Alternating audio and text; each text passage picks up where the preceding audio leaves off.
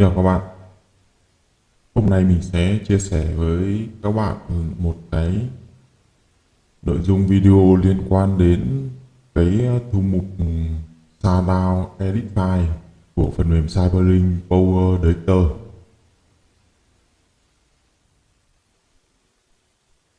Như các bạn đã biết thì khi các bạn sử dụng phần mềm Cyberlink Power Director ấy, các bạn sử dụng hoặc các bạn đang edit các thứ ấy, thì nhiều bạn gặp phải tình trạng đó chính là cái thư mục Shadow Edit File ấy, thì nó sẽ bị đầy lên trong quá trình mà các bạn chỉnh sửa cũng như là edit file. Đó. Thì đối với mình chỉnh sửa edit file được mệnh danh là số 1 và nhanh nhất để tạo ra một cái file video. Khi mà mình chạy ấy, thì mình thấy là cái thư mục Shadow nó sẽ có, hay mà khi quá trình chỉnh sửa edit ấy, nó sẽ lưu giữ ở đó. Thứ nhất là có thể các bạn chạy chỉnh sửa ấy, thì nó sẽ lưu. Thứ hai là đa số những cái trường hợp mà những cái file bị lỗi nó có thể lưu tại đó, và những cái file mà các bạn cắt dán nhiều ấy, thì nó sẽ lưu ở cái thư mục Shadow Edit File. Cái thư mục Shadow Edit File này nó ở đâu? Đấy, nó sẽ ở trong cái thư mục bây giờ. Thì thư mục Shadow nó sẽ ở trong phần Document này. Các bạn vào trong phần Cyberlink này, các bạn vào trong phần Power Editor này, và các bạn đang dùng bản bao nhiêu. Ví dụ như mình đang dùng bản 18 thì nó sẽ hiện ra bản 18, phải không ạ? Thì mình kích vào bên trong bản 18. Đấy, mình sẽ kích vào bên trong bản 18 cho các bạn xem. Đó. Bây giờ mình đã vào cái bản 18 rồi. Không? Đấy, mình vào trong cái bản 18 thì nó sẽ có như này. Thì cái mục đây là mục cái file kích, được chưa? File kích của nó sẽ ở đây. Còn cái thư mục Shadow Edit File thì nó sẽ ở đây.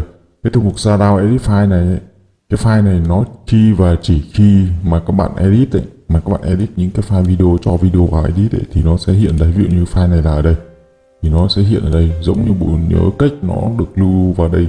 Khi mà có vấn đề gì, cái phần mềm này có vấn đề gì ấy mà các bạn recovery lại, hoặc là các bạn bị lỗi đóng ứng dụng đột ngột chẳng hạn, ví dụ như các bạn đã thấy là tình trạng ứng dụng bị đơ chẳng hạn, đôi lúc các bạn làm việc các bạn chỉnh vào nhiều quá, RAM đầy nó bị đơ chẳng hạn, thì lúc này khi bạn nó tự động nó dừng đột ngột.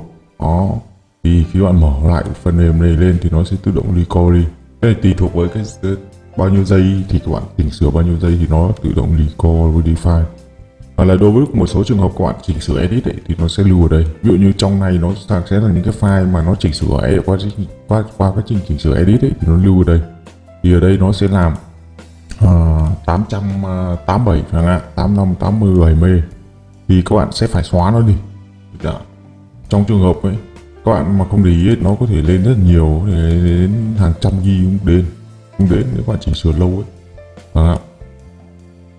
Đó, ví dụ như ở trong này ấy thì cái mục này nó ở mục trong cái phần Cyberlink ấy, thì nhiều bạn không để ý đâu mà cứ thấy như thế, thì nhiều bạn không để ý ấy thì sẽ bị đầy bạn ạ. Mình chưa chia sẻ cái phương pháp này cho các bạn, nó giống như bộ nhớ cách vậy thôi. Đó, thì có trường hợp các bạn cái file này mặc định nó sẽ không hiển thị đâu, các bạn phải làm hiện những cái file ẩn ấy. Thì các bạn vào trong phần file này, ở Windows 10 nhá, Windows 7 các bạn cũng áp dụng tương tự. Các bạn vào trong phần file, các bạn vào trong phần cái file option đấy, được chưa? Đấy, các bạn ở đây giao diện nó khác một tí. Các bạn vào file, các bạn vào trong cái phần đây này, change folder option này, đấy, search option này. Đấy, sau đó các bạn bấm vào kích vào phần view.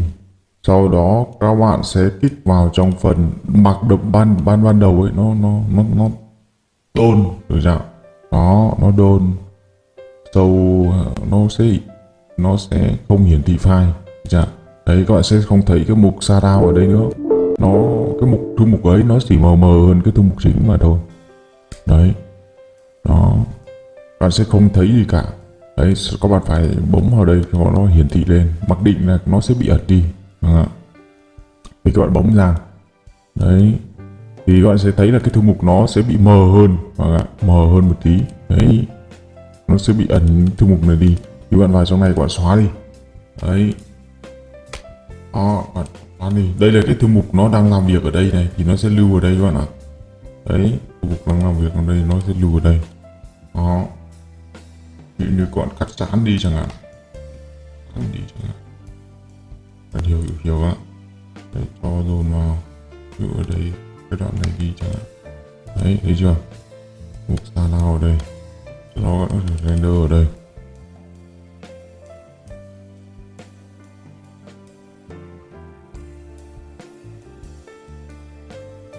Đấy, và cái thư mục này nó sẽ giữ lại.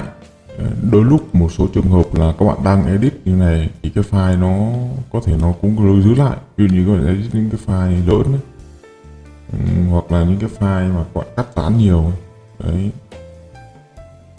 hoặc là khi các bạn đóng ứng dụng đột ngột, ví dụ như mình end tag nó đi, end tag đột ngột cái ứng dụng này đi, chưa, mình end tag nó đi luôn nhá, thì cái file này nó sẽ giữ ở đây chưa, đây này, file này nó sẽ giữ, phải không? Đó, khi mà mình mở lại từ từ nhá, đây, nó sẽ giữ cái file này. Đó, từ từ. Mình chưa đóng hết đây này, các bạn đóng hết nó đi, đây, đóng hết đi, bây giờ mở lại vẫn được.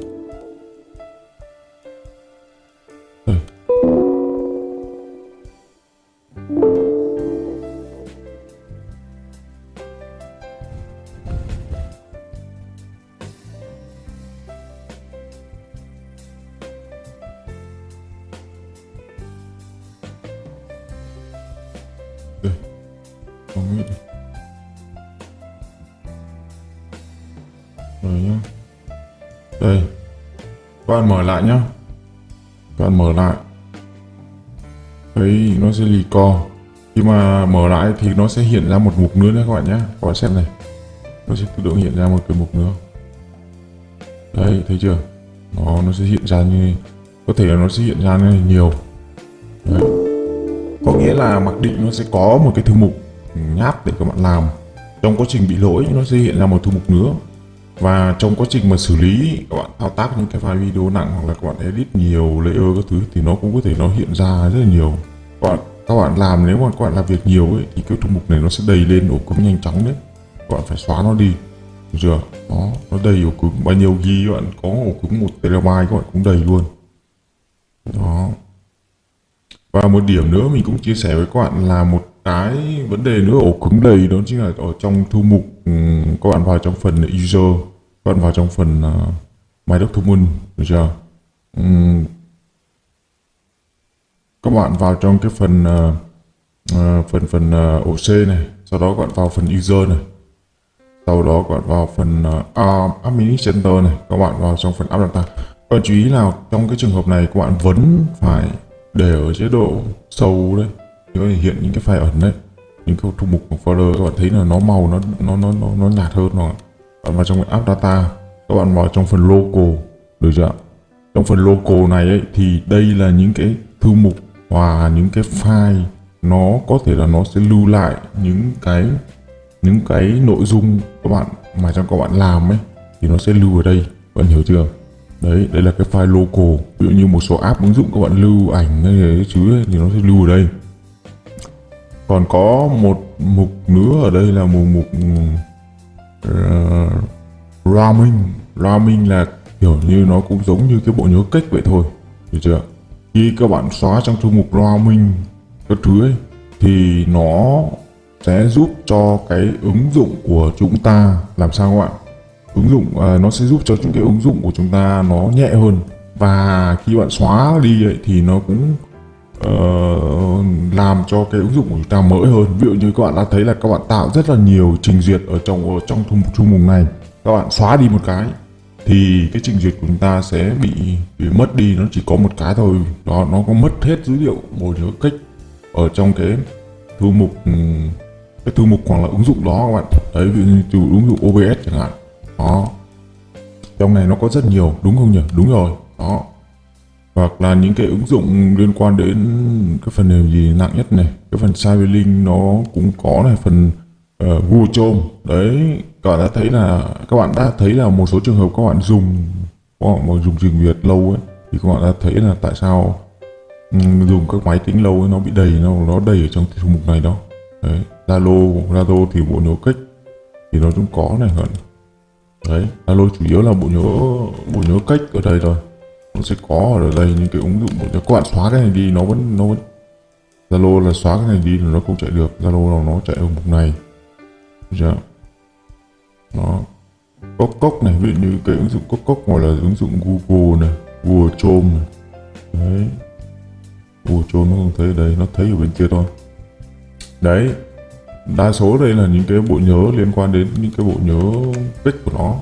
Và cái thư mục ở bên này là bộ thư mục local, là nó thư mục lưu trữ. Được chưa? Đó là nó lưu trữ những cái file cần thiết. Nó là ví dụ như Zalo chẳng hạn, ví dụ như ở đây Zalo nó sẽ lưu trữ những cái bức ảnh ở đây, picture chẳng hạn. Đó, picture những cái ảnh gì ấy. Đấy, ví dụ như những cái ảnh gì thì nó sẽ lưu toàn bộ ở đây. Đấy. Đó, ví dụ như nó sẽ lưu ở đây hết. Đấy, lưu ý là khi các bạn mà xóa cái thư mục ở trong cái phần app data, phần local này đi ấy, thì nó sẽ bị mất dữ liệu các bạn chú ý nhá. Đấy, các bạn muốn khôi phục lại dữ liệu ấy, thì ví dụ như các bạn muốn khôi phục lại cái Google Chrome ấy, các bạn chỉ cần copy cái Google Chrome này ra đâu đó, và khi các bạn cài lại Win ấy, các bạn đẩy lại cái thư mục này thì nó sẽ như mới lại. Đấy, các bạn hiểu chưa? Nó sẽ như mới lại, nó giữ lại cái cookie của chúng ta luôn. Đó, đối với các bạn cần là sao bị biết chú ý. Hoặc là các bạn muốn cái ứng dụng này giữ nguyên thì các bạn copy những cái cookie, những cái bộ nhớ cách của nó ra, sau đó các bạn chỉ cần paste lại. Khi bạn cài lại Win ấy, thì nó sẽ tự động add những cái plugin vào luôn vào trong cái bộ nhớ cách này luôn, và cũng như ở trong ứng dụng này luôn. Đấy là một số điều chia sẻ với các bạn về cái phần mềm Cyberlink Detector để các bạn làm giảm dung lượng. Đây là cái nội dung video chia sẻ với các bạn. Cảm ơn các bạn đã xem nội dung video này, và hẹn gặp lại các bạn ở những cái video lần sau, và bye bye. Chúc các bạn một ngày tuyệt vời. Bye bye.